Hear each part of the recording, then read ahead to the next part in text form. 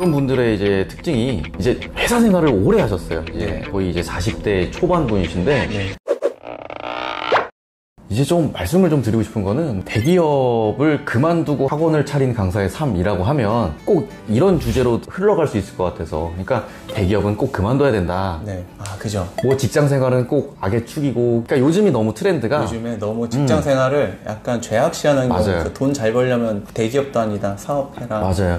그러니까 꼭 요즘이 뭔가 너도 퇴사해라, 너도 퇴사해라, 그러면 우리 다 잘 될 수 있다로 흘러가는 것 같아서 이제 말씀을 드리는 건데, 사실은 그렇진 않아요. 맞아요. 조금 여담이지만 대기업을 다니면 또 장점은 또 여러 가지가 좀 있죠. 네. 네, 뭐 지금 뭐 집값이 또 뭐 요즘은 좀 주춤하지만 뭐 대출도 잘 나오고, 그럼요. 네, 뭐 여러 가지 장점도 있기 때문에 꼭 제가 퇴사만 권장하는 건 아니다. 네, 저는 요 말씀을 꼭 드리고 싶어요. 처음 이제 학원을 들어갔을 때 흔히 말하는 대형 학원, 네. 예, 뭐 거의 1000명 가까이 되는 요런 학원을 꼭 들어가셨으면 좋겠다. 이런 말씀을.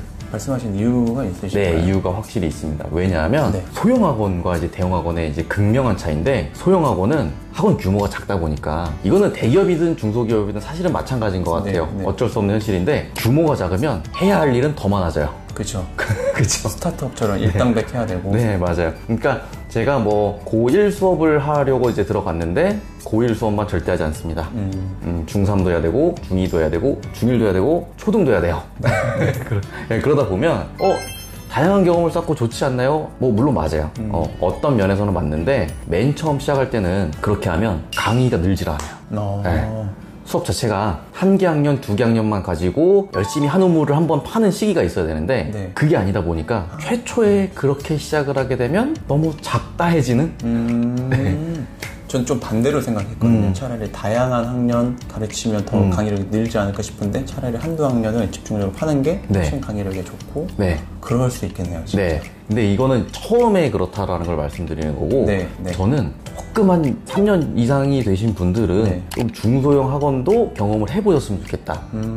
왜냐하면 처음 말씀드린 그 단점이 나중에는 또 장점이 되거든요.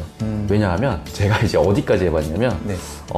이 학원을 하기 전에 그 예전에 계셨던 원장님이랑 저한테 뭐 거의 뭐 부원장의 직함을 주고 이제 이것저것 해봐라 라고 했는데, 뭐 행정이라든지 신규 상담이라든지 에어컨 고장나면 이거 부르고, 신규 뭐 마케팅 블로그 작업, 심지어는 어디 나가고 뭐 전단지 뿌리는 거 안 해본 게 없어요. 안 해본 게 없다 보니까 진짜 지금 이제 실제로 학원을 차렸을 때도 다 해본 일들인 거예요. 그죠. 새로운 일들이 없는 거죠. 그래서 경험이 조금 경력이 쌓이신 분들은 오히려 중소형 학원에서 마치 내 것처럼, 이런 말씀 좀 그렇지만 연습을 해보는 것도 괜찮다. 그래서 막 그 어떤 뭐 나중에 향후에 내 학원 차려야지 하시는 선생님들은 뭐 지금 뭐 어느 자리에 계시든, 만약에 원장님이 이것도 해보세요 저것도 해보세요 하면은 좀 두 가지 반응인 것 같아요. 내가 왜 이것까지 해야 돼? 하는 분들이 있고, 그래 뭐 내가 해보지 뭐 나중에 경험이라고 생각하고, 후자라고 생각하시고 하는 게 본인에게 훨씬 더 도움이 됩니다. 정말 맞습니다, 진짜로. 그렇죠. 저도 이제 학원 관련 유튜브 채널을 운영하다 보니까 여러 상담 요청들이 많이 들어와요. 뭐 컨설팅 이런 네, 그렇죠. 그러니까 개인 상담으로 어떤 분들이 오시냐면, 최근에는 우리가 흔히 말하는 정말로 대기업 S로 시작하고 뭐 K로 끝나는 회사에 다니는 분이 오셔서 자기도 이제 학원 강사의 길로 들어가고 싶다라는 거예요. 근데 이제 그런 분들의 이제 특징이 이제 회사 생활을 오래 하셨어요. 이제 거의 이제 40대 초반 분이신데, 그냥 당장 뭐 어디 학원 들어가서 뭐 열심히 해보시고 저지르셔라 라고 이제 말씀을 드렸더니 하시는 이야기가, 저는 저의 교재를 완벽하게 완성을 할 거고, 연구원 마인드로 이 연구를 끝내지 않으면 절대로 학원을 차릴 수 없습니다. 수업을 시작할 수 없습니다 라고 이제 말씀을 하시는 분들이 계세요.